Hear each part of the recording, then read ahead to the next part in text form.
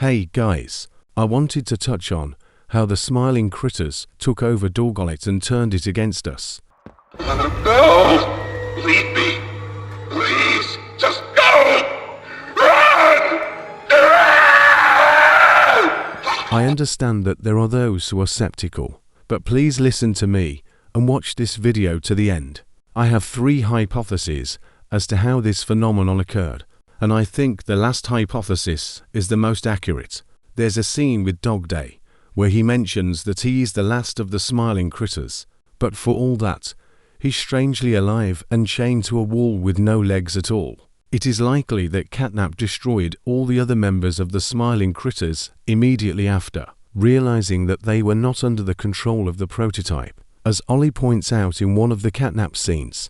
In Catnap's eyes, the prototype is a superhero and has saved this place. So Catnap treats him like a god, killing everyone that opposes him. However, it turns out that the prototype's control does not work on everyone as intended, which requires different approaches to specific toys. Dog Day probably had the misfortune to survive after Catnap found him after a train wreck, after which his legs were eaten, and he was ready to undergo a vicious transformation. This transformation appears to occur either with an already transformed toy, or with a cluster of them affecting the victim's insides in some way. Now for my original theory. The smiling creatures have united inside Dog Day and formed a single entity capable of controlling him. When watching the scene where they all enter him, it seems like there are too many of them for everyone to have their own space. Dog Day's movements after the transformation suggest unified control other than random, puppet-like movements. However, it is unlikely that Dog Day's intelligence would have remained intact if the smiling critters had merged with him. His ability to communicate during the chase and his voice change after the transformation suggest otherwise. Please! Just go! Run!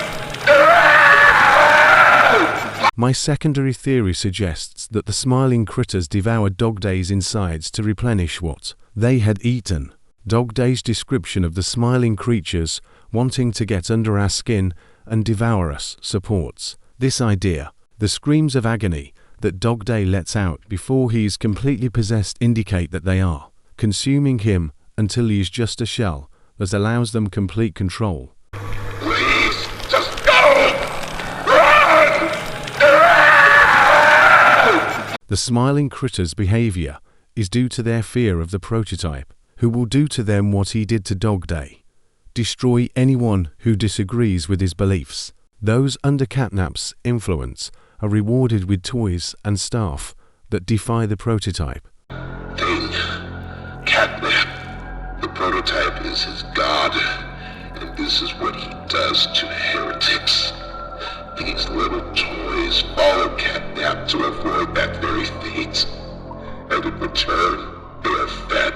As for my final theory, the smiling critters, like Catnap and prototype, have taken over Dog Day's mind with their malice. The complete loss of self-control and intent to destroy us demonstrates the transmission of murderous intent. After the chase scene, Dog Day's screams in the background could mean different things. His demise at the hands of the smiling critters, their frustration at not being able to catch us, or the completion of his transformation. Ultimately, why do you think Dog Day was possessed? Share your thoughts in the comments below. Thanks for your attention. And don't forget to subscribe and click on this video to learn more.